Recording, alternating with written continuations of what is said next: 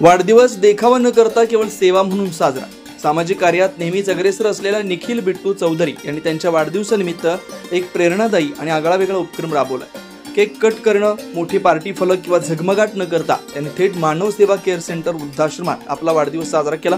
चौधरी यांच्या वाढदिवस निमित्त या ठिकाणी वृद्ध नागरिकांसाठी डोळ्यांची मोफत तपासणी करण्यात आली आणि गरजूंना चष्म्यांचं वाटप करण्यात आलं। तसेच प्रेमपूर्वक अन्नदान करत वृद्धांच्या चेहऱ्यावर हास्य फुलवण्यात आलं।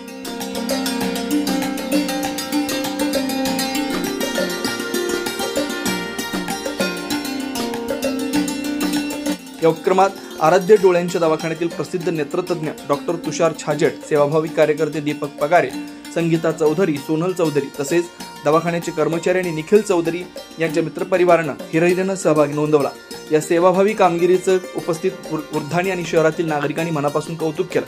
ज्येष्ठ नागरिक हे आपले मार्गदर्शक आहेत आणि त्यांच्या चेहऱ्यावर हसू फुलवणं हाच खरा आनंद असल्याचं निखिल चौधरी यांनी सांगितलं। आज माझा 28वा वाढदिवसानिमित्त या ठिकाणी मी दरवर्षी काही ना काही उपक्रम करत असतो वाढदिवसानिमित्त, कारण की मला असं वाटतं की केक वगैरे कट करण्यापेक्षा काहीतरी त्या पलीकडे जाऊन आपण हे जे असे काही सामाजिक संस्था आहेत त्या ठिकाणी जाऊन आपण आपले जे उपक्रम आहेत ते राबवत असतो।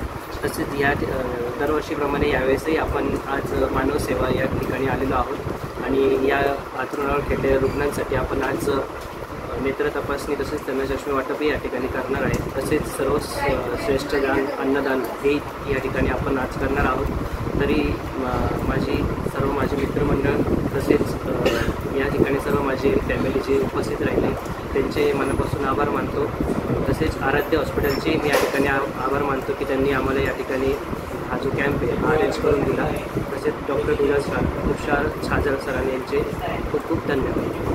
एवढे बोलून मी आजच्या नव्या पिढीला हेच एक संदेश देतो की यांनी आपला केक वगैरे असं काही कट न करता येथील जे असे काही संस्था आहेत तिथे भेट देऊन त्यांचे काही समस्या ते जाणून घेऊन आपला वाढदिवस साजरा करावा हेच मी आजच्या युवा पिढीला सांगू इच्छितो। धन्यवाद। चौधरी यांच्या सामाजिक जाणीवेचे सर्वत्र कौतुक होत आहे। वाढदिवसानिमित्त आयोजित केलेला हा उपक्रम आज नाशिकमध्ये चर्चेचा विषय ठरतोय।